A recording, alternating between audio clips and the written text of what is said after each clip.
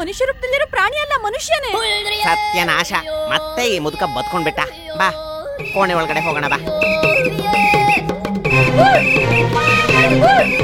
ಗುರುಗಳೇ, ದಯವಿಟ್ಟು ಈ ಸಂಸಾರಕ್ಕೆ ಮರಳಿ ಬನ್ನಿ. ಓಂ ಶಾಂತಿ ಶಾಂತಿ ಭೋ. ಓಂ ಶಾಂತಿ ಶಾಂತಿ ಭೋ. ನಾನು ಎಲ್ಲಿದ್ದೀನಿ ಮತ್ತೆ ನೀವೆಲ್ಲ ಯಾರು? ಈಶ್ವರನ ಕೃಪೆಯಿಂದ ನೀವು ಸಾಕ್ಷಾತ್ ಈಶ್ವರನ್ ಎದುರುಗಡೆನೆ ನಿಂತಿದ್ದೀರಾ. ಈಶ್ವರನ್ ದಯೆಯಿಂದ. ಇವರು ಮಹಾನ್ ಗುರುಗಳು, ಗುರು ಶ್ರೇಷ್ಠ, ಅತಿ ಪವಿತ್ರ, ತ್ರಿಕಾಲದರ್ಶಿ ತಾತಾಚಾರ್ಯರು. ತಾತಾಚಾರ್ಯರೇ,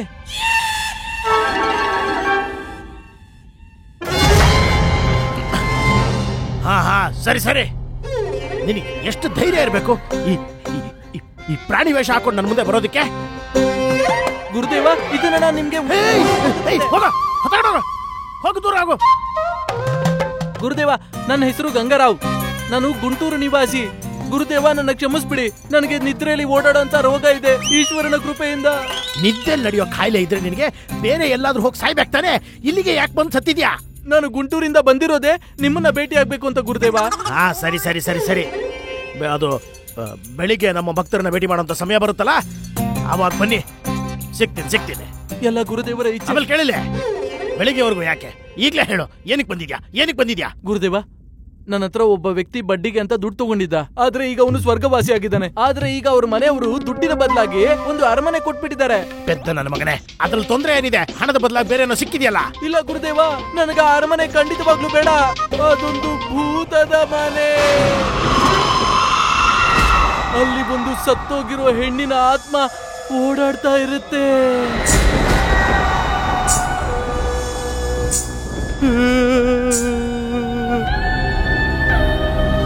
ನಾನು ಆ ಅರಮನೆಗೆ ಕಾಲಿಡ್ತಿದ್ದ ಹಾಗೇನೆ ನಾನು ತಕ್ಷಣ ಅದನ್ನ ನೋಡ್ದೆ.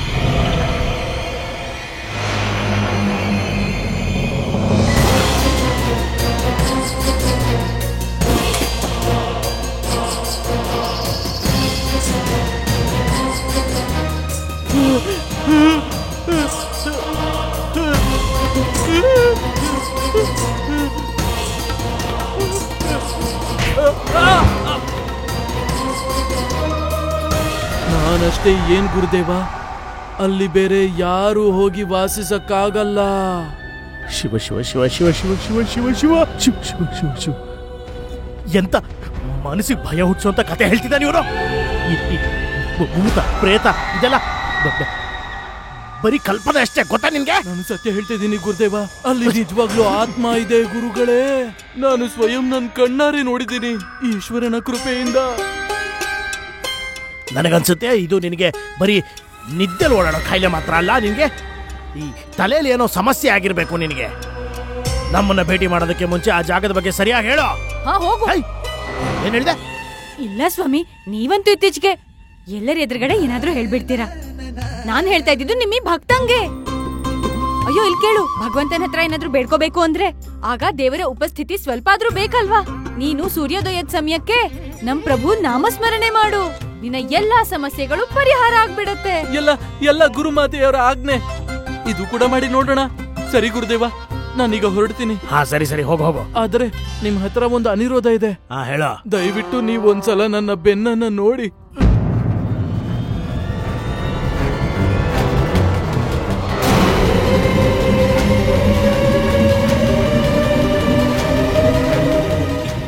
ಈಗ ಈ ಕ್ಷಣದಿಂದ ನಮ್ಮನ್ನ ಬಿಟ್ಟು ಹೊರಟೋಗು. ಈ ಗುರುತನ್ನ ನೀನೇ ಸ್ವಯಂ ಆಗಿ ಮಾಡ್ಕೊಂಡು ಬಂದಿದ್ಯಾ? ಇಲ್ಲ ಗುರುದೇವ, ನನ್ನ ಕೈ ನನ್ನ ಬೆನ್ನಿನವರೆಗೂ ಹೇಗ್ ಹೋಗಕ್ ಸಾಧ್ಯ?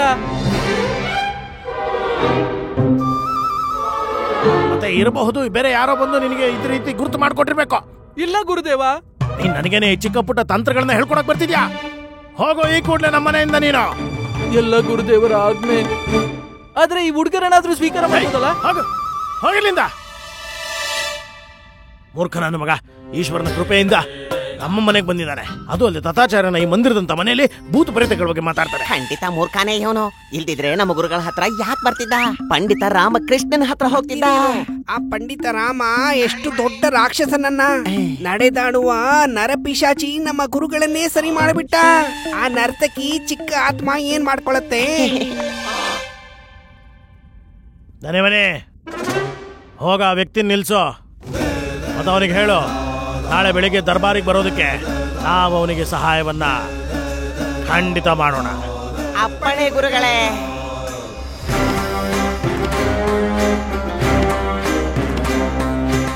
ಪಂಡಿತ ರಾಮಕೃಷ್ಣ.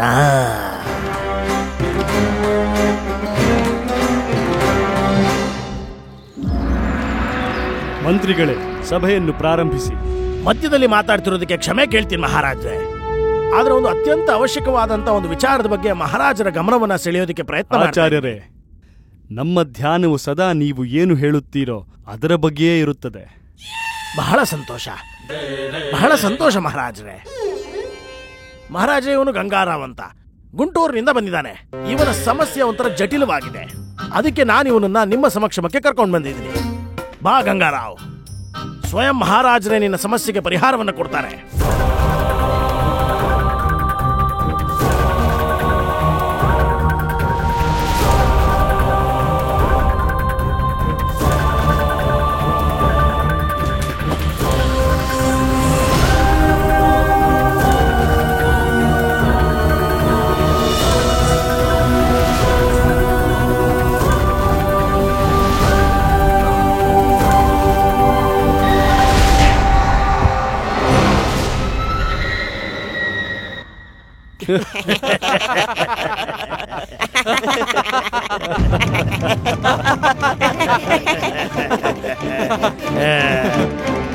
ಗಂಗಾರಾವ್, ಈ ಭೂತ ಪಿಶಾಚಿ ಪ್ರೇತಾತ್ಮವೆಲ್ಲ ಕೇವಲ ಕಾಲ್ಪನಿಕವಾದದ್ದು.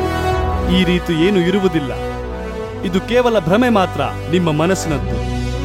ನೀವು ನಿಮ್ಮ ಮನಸ್ಸಿನಿಂದ ಈ ಭ್ರಮೆಯನ್ನು ತೆಗೆದುಹಾಕಬೇಕಿದೆ. ಅದೇನೇ ಮಹಾರಾಜರೇ, ಗಂಗಾರಾವ್ ಮತ್ತು ಗುಂಟೂರಿನ ನಿವಾಸಿಗಳ ಮನಸ್ಸಿನಿಂದ ಈ ಪ್ರೇತ ಆತ್ಮ ಮತ್ತು ಭಯ ಅದನ್ನು ತೆಗೆಯುವಂಥದ್ದು ನಮ್ಮ ಕರ್ತವ್ಯ ಮಹಾರಾಜರೇ. ನಾನು ಹೇಳ್ತೀನಿ, ಪೂರ್ತಿ ರಾಜ್ಯದಿಂದ ಈ ರೀತಿ ಪುಕಾರ ಮಾಡುವಂತ ವಿಚಾರಗಳನ್ನ ಬೇರ್ ಸಮೇತ ಕಿತ್ತಾಕ್ಬೇಕು ಅಂತ. ಮೊದಲು ನಾವು ನಮ್ಮ ರಾಜ್ಯದಲ್ಲಿ ಈ ರೀತಿ ಅಂಧಕಾರದ ನಂಬಿಕೆಗಳಿಗೆ, ಈ ಭೂತ ಪ್ರೇತ ಮತ್ತು ಮನ ಕಲುಕುವಂತಹ ಕಥೆಗಳನ್ನ ಕೇಳೋದನ್ನ ಬಿಟ್ಟು ಧೈರ್ಯ ತುಂಬುವಂತ ಕೆಲಸ ಮಾಡಬೇಕು. ಖಂಡಿತ ಖಂಡಿತ ಗುರುಗಳೇ, ನೀವು ಹೇಳಿ ಏನಾದರೂ ಉಪಾಯ ಯೋಚಿಸಿದ್ದೀರಾ? ಖಂಡಿತ ಮಹಾರಾಜರೇ, ಅವಶ್ಯವಾಗಿ. ಯಾರಾದ್ರೂ ಒಬ್ಬ ವ್ಯಕ್ತಿಯನ್ನ ಇವನ ಮನೆಗೆ ಕಳಿಸ್ಬೇಕು. ಆತ ಈ ಬಂಗ್ಲೆಯಲ್ಲಿ ಪೂರ್ತಿ ರಾತ್ರಿ ಒಬ್ಬನೇ ಇದ್ದು ಬೆಳಿಗ್ಗೆ ಆತ ಜೀವಂತವಾಗಿ ವಾಪಸ್ ಬರಲಿ. ಅಷ್ಟೇ ಸಾಕು. ಗಂಗಾರಾವ್ ಜೊತೆಗೆ ಊರಿನ ಜನರ ಮನಸ್ಸಿನಲ್ಲಿರುವಂತಹ ಈ ಸತ್ತ ಆತ್ಮ ಮತ್ತು ಭ್ರಮೆ ಎಲ್ಲವೂ ಹೊರಟೋಗುತ್ತೆ. ಅದ್ಭುತ ಆಚಾರ್ಯರೇ, ಅದ್ಭುತ ಉಪಾಯವಿದು. ನಮಗೆ ಒಬ್ಬ ವ್ಯಕ್ತಿ ಬೇಕು ಈ ದರ್ಬಾರಿನಿಂದ. ಅವರು ಒಂದು ರಾತ್ರಿಗಾಗಿ ಆ ಬಂಗಲೆಯಲ್ಲಿ ಇರಬೇಕು. ಯಾರು ಮಾಡುತ್ತಾರೆ ಈ ಕಾರ್ಯವನ್ನು?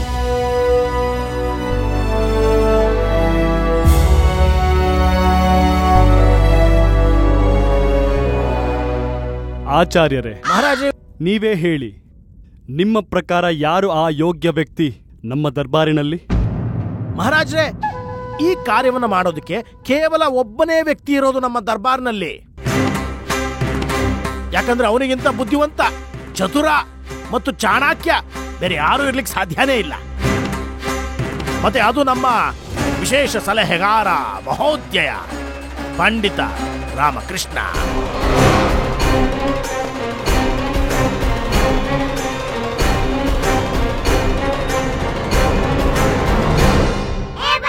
ರಾಮ, ಇದೇನ್ ಕೇಳಿಸ್ಕೊತಾ ಇದ್ದೀನಿ ನಾನು? ಭೂತ ಪ್ರೇತದ ಬಗ್ಗೆ ಕೇಳಿಸ್ಕೊಂಡೆ ನಿನಗ್ ಜ್ವರ ಹತ್ಬಿಡತ್ತೆ. ಈಗ ನೋಡಿದ್ರೆ ತಥಾಚಾರ್ಯ ನಿನ್ನ ಮೃತ ಆತ್ಮ ಜೊತೆಗೆ ಸಾಕ್ಷಾತ್ಕಾರ ಮಾಡ್ಬೇಕಂತಿದ್ದಾರೆ. ಹಾ ಬಂದು, ಇದೆಲ್ಲ ಈ ಕಪಟಿ ಆಚಾರ್ಯರ ಕುತಂತ್ರ. ನನ್ನನ್ನು ಈಗ್ಲೇ ಸ್ವರ್ಗವಾಸಿ ಮಾಡೋ ಎಲ್ಲ ಕುತಂತ್ರ ಮಾಡಿದ್ದಾರೆ. ನಾನ್ ವಿಜಯನಗರದಿಂದ ದೂರ ಹೋಗ್ಬೇಕು, ಎಲ್ಲೂ ಕೂಡ ಕಾಣಿಸ್ಕೋಬಾರ್ದು. ಆದ್ರೆ ಆಚಾರ್ಯರ ಷಡ್ಯಂತ್ರಕ್ಕೆ ನಾನ್ ಸಿಕ್ಕಾಕೋಬಾರ್ದು. ಪಂಡಿತ ರಾಮಕೃಷ್ಣ, ಮಹಾಪ್ರಭು, ನಿಮ್ಮ ಅಭಿಪ್ರಾಯವೇನು ಈ ವಿಷಯದಲ್ಲಿ?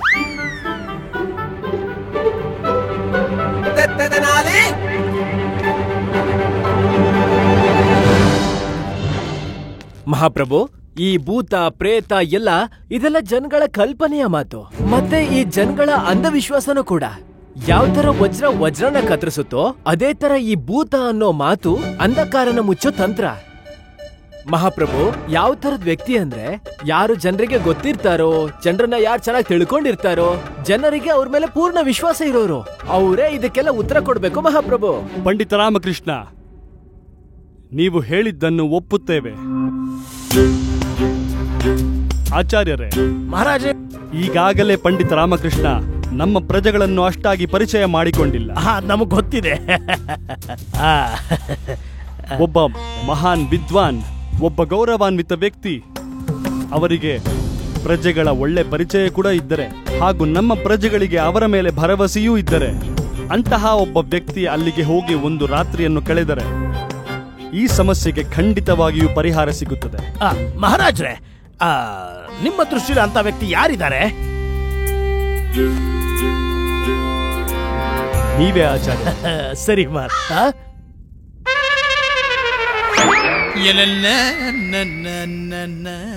ನಾನಾ ಮಹಾರಾಜ್ರೆ? ಹಾ ಆಚಾರ್ಯರೇ, ನಿಮಗಿಂತ ಪ್ರಸಿದ್ಧ ಹಾಗೂ ಜ್ಞಾನವಂತರು ಯಾರಿದ್ದಾರೆ ಈ ದರ್ಬಾರಿನಲ್ಲಿ? ನಿಮ್ಮ ಮೇಲೆ ಪ್ರಜೆಗಳಿಗೆ ಸಂಪೂರ್ಣ ವಿಶ್ವಾಸವಿದೆ. ನಿಮ್ಮ ಮೇಲಿರುವಷ್ಟು ನಂಬಿಕೆ ಬೇರಿನ್ನಾರ ಮೇಲಿದೆ. 7 ಸಮುದ್ರ ದಾಟಿ ಈ ಮುದ್ಕ ಎಲ್ರನ್ನೂ ದೋಚಿದಾನೆ. ಇವನು ಯಾರಿಗ್ ಗೊತ್ತಿರಲ್ಲ.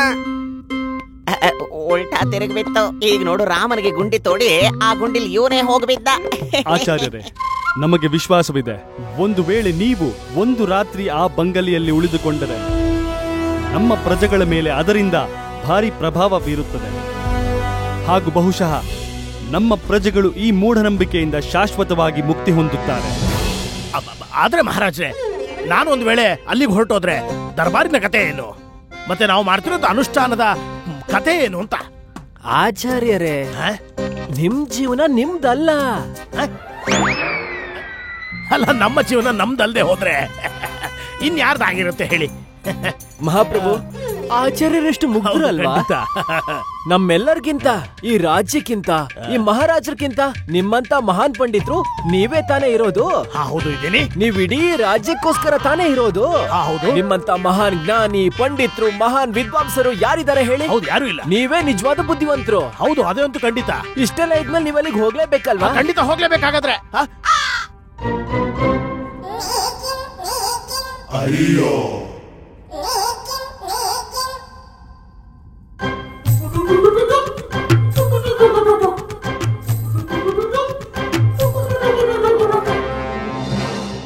ಅಯ್ಯೋ ಆಂಜನೇಯ, ನಮ್ ಪ್ರಭು ಮನೆ ಒಳಗ್ ಬರ್ತಿರೋ ಸೂಚನೆ ಸಿಕ್ತಿದ್ದ ಹಾಗೆ ಮನೇಲಿದ್ದ ಎಲ್ಲಾ ಸತ್ತೋದ ಆತ್ಮಗಳು ಇಷ್ಟೊತ್ತಿಗೆ ಮನೆಯಿಂದ ಓಡ್ ಹೋಗಿರಬಹುದು.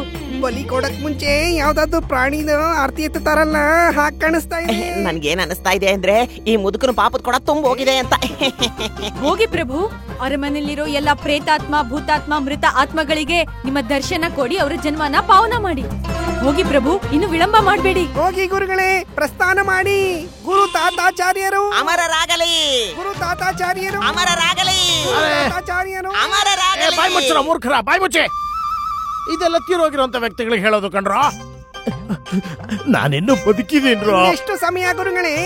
ಏನಂದೆ? ತಡ ಆಗ್ತಿದೆ ಗುರುಗಳೇ, ಮುಹೂರ್ತ ಮೀರೋಗ್ತಾ ಇದೆ. ಇನ್ನು ತಡ ಮಾಡಬೇಡಿ. ಮಹಾಬಲಿ ತರ ಹೋಗಿ ನೀವು ಆ ಆತ್ಮನ ಓಡಿಸಿ ಹೇಳಿ ತರ, ಅಲ್ಲಲ್ಲ ವೀರನ್ ತರ ನೀವು ಹಿಂತಿರುಗ ಬನ್ನಿ. ಹೊರಡಿ ಹೊರಡಿ ಹೊರಡಿ. ನೀವಿಬ್ರು ನನ್ನ ಜೊತೆ ಬಂದ್ರ? ನೀವಿಬ್ರು ಸಹ ನನ್ನ ಜೊತೆಗೆ ಬರ್ತಿದ್ದೀರಾ? ಗುರುಭಕ್ತಿ ಅಂದ್ರೆ ಇದೇನಾ? ನನ್ ಜೊತೆ ಬರೋದಕ್ಕೇನೆ ಆಗಲ್ಲ ಅಂತ ಹೇಳ್ತಾ ಇದೀರಾ? ಗುರುಗಳೇ, ಯಾರು ಸ್ವಯಂ ಭಕ್ತಿ ಮಾಡಲ್ವೋ ಅವನು ಗುರುಗಳ ಭಕ್ತಿ ಏನ್ ಮಾಡ್ತಾನೆ? ಎಲ್ಲಕ್ಕಿಂತ ಮೊದಲು ಸ್ವಯಂ ಭಕ್ತಿ ಮಾಡ್ಕೋಬೇಕು. ಅದನ್ನ ನೀವಿಂದಾನೇ ಅಲ್ವಾ ಕಲ್ತಿರೋದು ಗುರುಗಳೇ? ಓ ಹೌದಾ, ನೀವ್ ಈ ತರ ಬರ್ತಿದ್ದೀರಾ? ಸರಿ, ಈ ತರನೇ ಬನ್ನಿ.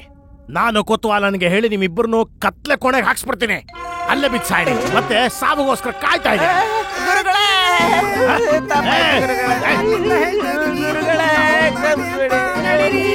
ನಾವು ಬರ್ತೀವಿ ಗುರುಗಳೇ, ನಿಮ್ ಜೊತೆ ಬರ್ತೀವಿ ಆ ಆತ್ಮದ ಜೊತೆ ಹೋರಾಡೋದಕ್ಕೆ. ನಡೀರಿ ಮಕ್ಕಳ, ನಡೀರಿ.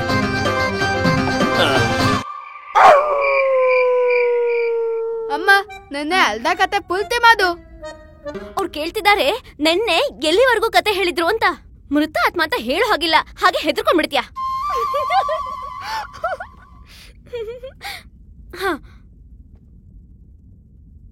ಏನ್ ಹೇಳ್ತಿದ್ದಾರೆ ಅಂದ್ರೆ, ಈಗ ಆ ದೆವ್ವ ಮತ್ತೆ ಇಬ್ರು ಮನೆಯಿಂದ ಆಚೆನೆ ಇದ್ರು.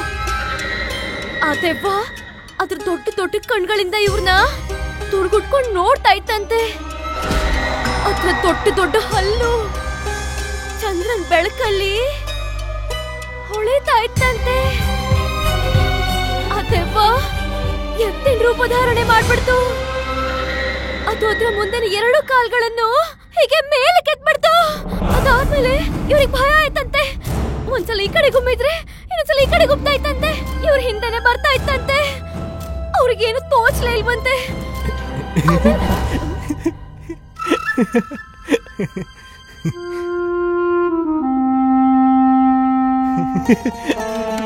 ಅಮ್ಮ ಕೇಳ್ತಿದ್ದಾರೆ, ನೀನು ಭಯ ಪಡ್ತಿದ್ಯೋ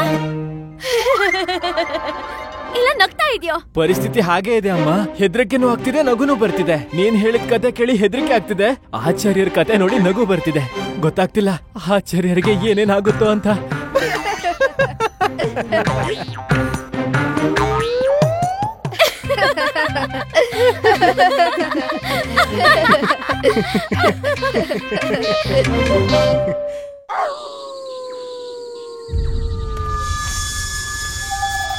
ಶಿವ ಶಿವ ಶಿವ ಶಿವ ಶಿವ ಶಿವ.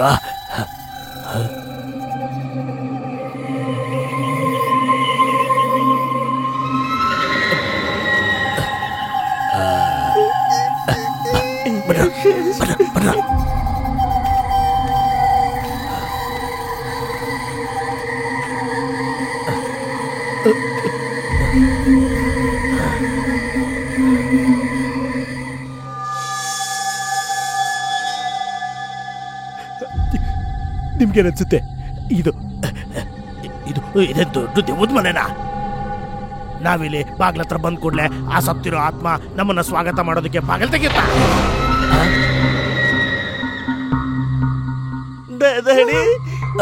ಈ ದ್ವಾರ ತಾನೇ ತೆರೆದುಕೊಂಡಿದೆ. ಸಾಕ್ಷಾತ್ ಮೃತ್ಯು ದ್ವಾರ ತರ ಪ್ರತೀತವಾಗ್ತಿದೆ. ಬನ್ನಿ, ನಾ ಒಳಗಡೆ ಹೋಗ್ಬಾರ್ದು.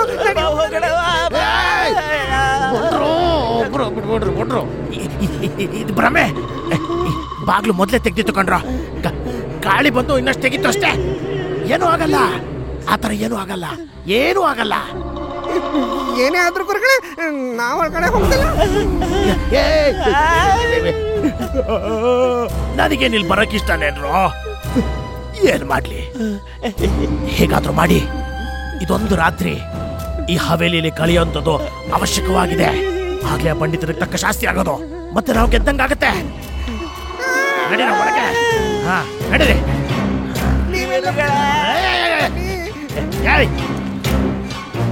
ಗುರುಗಳೇ, ಹೇಗೆ ಪ್ರತೀತ ಆಗ್ತಿದೆ ಅಂದ್ರೆ ಶತಮಾನಗಳಿಂದ ಇಲ್ಲಿ ಯಾರು ಬಂದೇ ಇಲ್ಲ ಅಂತ. ಕಸ ಕಡ್ಡಿ ಎಲ್ಲ ತುಂಬ್ಕೊಂಡ್ಬಿಟ್ಟಿದೆ. ಇದು ಆತ್ಮಗಳು ವಾಸ ಮಾಡೋದಕ್ಕೆ ಒಳ್ಳೆ ಜಾಗ. ಖಂಡಿತ ಈ ಅರಮನೆಯಲ್ಲಿ ಆತ್ಮ ವಾಸ ಮಾಡ್ತಿದೆ.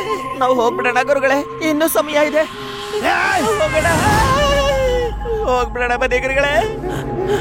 ನೀವು ಇಬ್ರು ಹೆದರ್ಕೋಬೇಡಿ, ಆ ಬಾಗಿಲು ತೆಗೆದೇ ಇದೆ. ಒಂದು ವೇಳೆ ಏನಾದ್ರೂ ಆದ್ರೆ ನಾವು ಓಡೋಗೋದಕ್ಕೆ ಅನುಕೂಲ ಆಗುತ್ತೆ.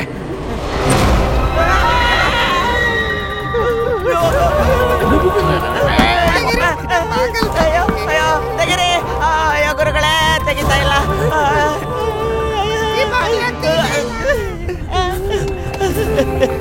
ನನ್ನ ಪ್ರೀತಿಯ ಮಿತ್ರ ಮಾಡಿ ನನ್ನ ಜೀವನದ ಅಂತಿಮ ಕ್ಷಣವನ್ನು ಎಣಿಸೋದಕ್ಕೆ ನನಗೆ ಸಹಾಯ ಮಾಡು. ಏನು ಏನ್ರ ಬರ್ತಾ ಇದ್ರ ಅಲ್ಲಿ?